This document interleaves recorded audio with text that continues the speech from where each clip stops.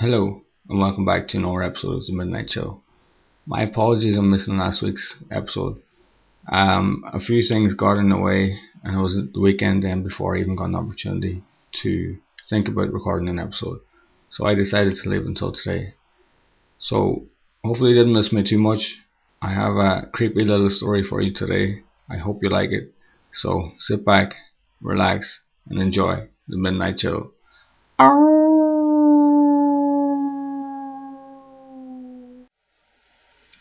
Petrified.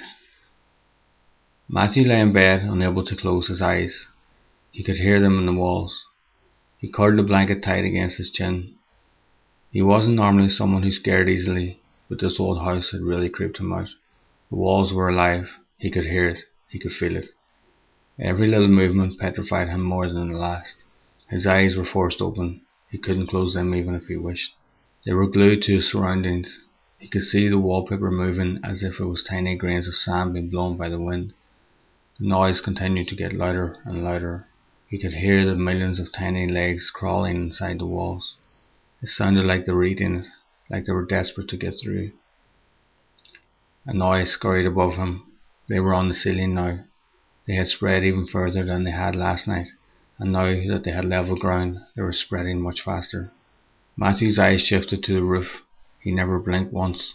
He just lay there focused on the white plaster, hoping it would hold. There was a crack from somewhere down to his right. He never moved. He just listened. The noises remained the same, the continuing shuffling of tiny legs. The ceiling seemed heavy now. It looked like it was beginning to bend. He could see it was sloping towards him as they continued to multiply on top of it. Another crack, this one from the wall at the bottom of his bed. Only Matthew's eyes moved. Every other part of him was frozen stiff. He didn't want to be here, but he also didn't want to get up. He just wanted to go to sleep and let his mind start afresh, or wake up from this nightmare. A loud crackling, rippling sound came from his left. Matthew's eyes shot towards it in time to see a huge crack splitting up along the wall towards the ceiling. He felt his eyes widening, and he was surprised to find that it was still possible. Matthew suddenly became aware of how close the ceiling was to him now. It had sloped towards him at least double in size since he had last looked up. He caught movement in the corner of his eye.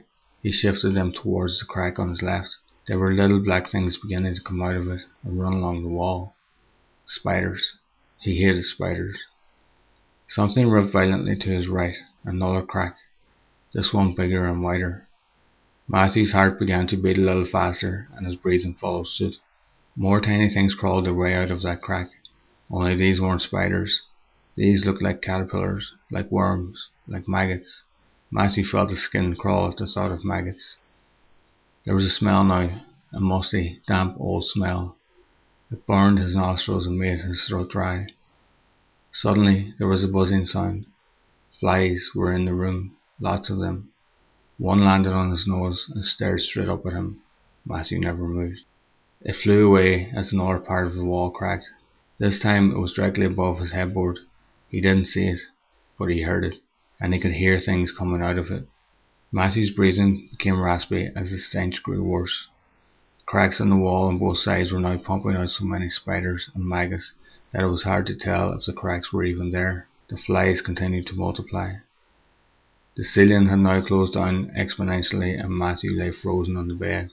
Suddenly a huge crack tore from one side of the ceiling to the other.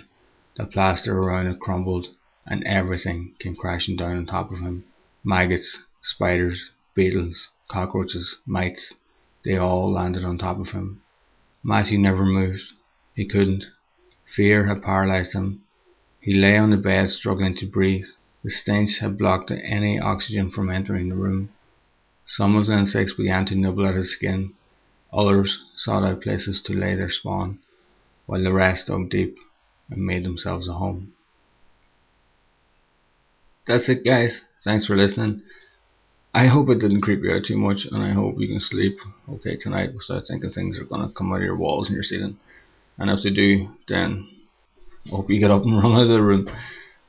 Don't forget my books, Love's Curse and Strings, are available to buy on Amazon.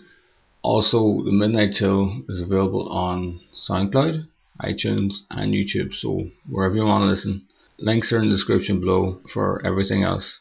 Don't forget to leave a like and a comment and hit that subscribe button if you haven't already. I'll see you next week. Till then, EOI.